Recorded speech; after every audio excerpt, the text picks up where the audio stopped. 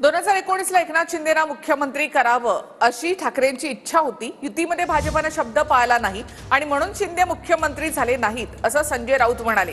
तर महाविकास आघाडीमध्ये शिंदे सीएम म्हणून चालणार नाहीत अशी पवारांची भूमिका होती असा दावा संजय राऊतांनी केलाय। उद्धव ठाकरेंनी भाषणामध्ये सांगितलं मला मुख्यमंत्री व्हायचं नाही, ह्या कडव्या शिवसैनिकाला मला मुख्यमंत्री बनवायचं म्हणून सांगितलं। कोणाला? एकनाथ शिंदेवर बोट टाकून गपचूप एका रात्रीमध्ये शरद पवारसाहेब उठतात काय आणि उद्धव ठाकरेंचं नाव सांगतात काय? कसं काय चमत्कार? बघा, श्री रामदासबाई म्हणाले ते बरोबर आहे। हे मुख्यमंत्री झाले नसते तर शिवसेना पक्ष फुटला नसता। त्या निर्णयामध्ये स्वतः एकनाथ शिंदे हे सहभागी होते। हा सामुदायिक निर्णय होता। एकनाथ शिंदे हे त्या सर्व निर्णयामध्ये आमच्याबरोबर हजर होते आणि त्यांनी कधी विरोध केला नाही। त्यांचं मत फक्त त्यांना कोणतं खातं मिळतं आहे ह्याच्यावरच होतं।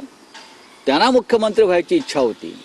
अजित पवार व त्यांचे इतर सहकारी ज्यांनी त्यांचा परवा सत्कार केला दिल्लीमध्ये महादजी शिंदे पुरस्कार देऊन, ते स्वतः ज्येष्ठ नेते शरद पवार, या सगळ्यांची भूमिका होती। एकनाथ शिंदे चालणारच नाहीत, आम्हाला फारच ज्युनियर आहे, त्यांच्या हाताखाली आमचे लोक वरिष्ठ काम करणार नाहीत। जर भारतीय जनता पक्षाबरोबर राज्य निर्माण झालं असतं, भारतीय जनता पक्षावर मी काय म्हणतो ऐकून घ्या, त्याने जर शब्द पाळला असता आमचा 50-50चा, तर शिंदेच तेव्हा मुख्यमंत्री झाले असते। प्रश्नच येत नव्हता दुसरं कोणाचं नाव असण्याचा किंवा दुसरं कोणाला पुढे आणण्याचा। असं बोर्ड दाखवलं माननीय उद्धव ठाकरे साहेबांनी। शिंदे साहेब आमच्या बरोबर बसले होते आणि शिंदे साहेबांकडे बोर्ड दाखवून म्हणले मला सामान्य शिवसैनिकाला मुख्यमंत्री करायचं आहे। एका रात्रीत काय घडलं?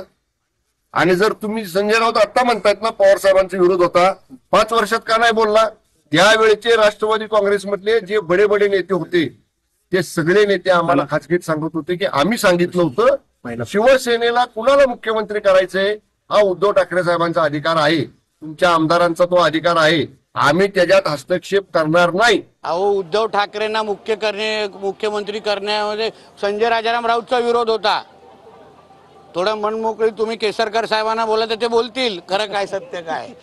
नेमकं उद्धव ठाकरेंना मुख्यमंत्री बनण्याच्या अगोदर हे स्वतः स्वप्न बघत होते। आमदारांना फोन गेलेले सामन्यातून, पण जमायच्या टायमाला 5-6 आमदार जमले।